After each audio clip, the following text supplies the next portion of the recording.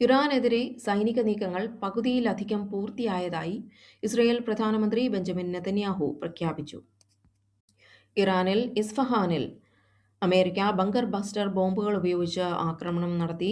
900 kilo ഭാരമുള്ള bunker buster ബോംബുകളാണ് America ഉപയോഗിച്ചത്. ഭൂമിക്കടിയിലുള്ള സൈനിക താവളങ്ങളും കോൺക്രീറ്റ് ബങ്കറുകളും തകർക്കാൻ ശേഷിയുള്ളവയാണ് ഈ ബോംബുകൾ. അമേരിക്കൻ പ്രസിഡന്റ് ഡൊണാൾഡ് ട്രംപ് ഈ ആക്രമണത്തിന്റെ ദൃശ്യങ്ങൾ തന്റെ സോഷ്യൽ മീഡിയ അക്കൗണ്ട് വഴി പങ്കുവച്ചു. കഴിഞ്ഞ ദിവസം UAE-യിൽ നടന്ന ഡ്രോൺ ആക്രമണങ്ങൾ ഇവയാണ്. ഒന്നാമതായിട്ട് ഷാർജയിലെ തുറയ എന്ന ടെലികോം കെട്ടിടത്തിന് നേരെ ഇറാന്റെ ഡ്രോൺ ആക്രമണം ഉണ്ടായി. ആർക്കും പരിക്കില്ല. ദുബായ് തുറമുഖത്തിന് സമീപം കടലിൽ വെച്ച് കുവൈറ്റിന്റെ ഉടമസ്ഥതയിലുള്ള അൽസാൽമി എന്ന ടാങ്കറിന് നേരെ ഇറാന്റെ ആക്രമണമുണ്ടായി.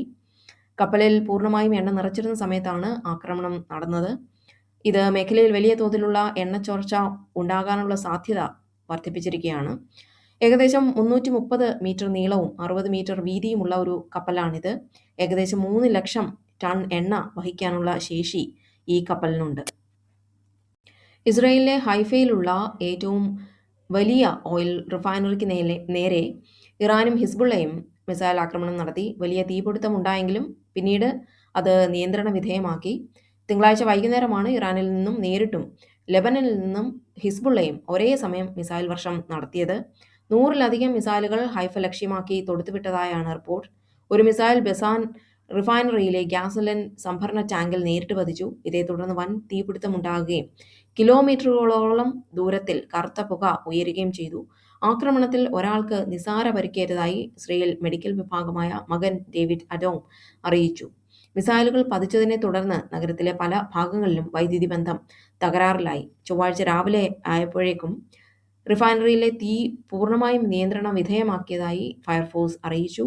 അപകടകരമായ രാസവസ്തുക്കൾ ചോർന്നിട്ടില്ലെന്നും അധികൃതർ വ്യക്തമാക്കി. ഇറാനെതിരെയുള്ള വ്യോമാക്രമണങ്ങൾക്കും നാവിക നീക്കങ്ങൾക്കും വേണ്ടി അമേരിക്കയ്ക്ക് പ്രതിദിനം $100 കോടി, അതായത് $1 ബില്യൺ ചെലവ് വരുന്നുണ്ടെന്നാണ് റിപ്പോർട്ടുകൾ. അത്യാധുനിക മിസൈലുകൾ, ബങ്കർ ബസ്റ്റർ ബോംബുകൾ, വിമാനവാഹിനി കപ്പലുകളുടെ പ്രവർത്തനം എന്നിവയ്ക്കാണ് പ്രധാനമായും ഈ തുക ചെലവാക്കുന്നത്. ഈ യുദ്ധം മേഖലയുടെ സുരക്ഷയ്ക്ക് വേണ്ടിയാണെന്നും അതിനാൽ അതിന്റെ സാമ്പത്തിക ഭാരം അമേരിക്കയ്ക്ക് ഒറ്റയ്ക്ക് ചുമക്കേണ്ടതില്ലെന്നുമാണ് ട്രംപിന്റെ വാദം. സൗദി അറേബ്യ, UAE ഉൾപ്പെടെയുള്ള എണ്ണ സമ്പന്ന രാജ്യങ്ങൾ യുദ്ധത്തിന്റെ ചെലവ് പങ്കിടണമെന്ന് അദ്ദേഹം ആവശ്യപ്പെട്ടതായി അന്താരാഷ്ട്ര മാധ്യമങ്ങൾ റിപ്പോർട്ട് ചെയ്യുന്നു.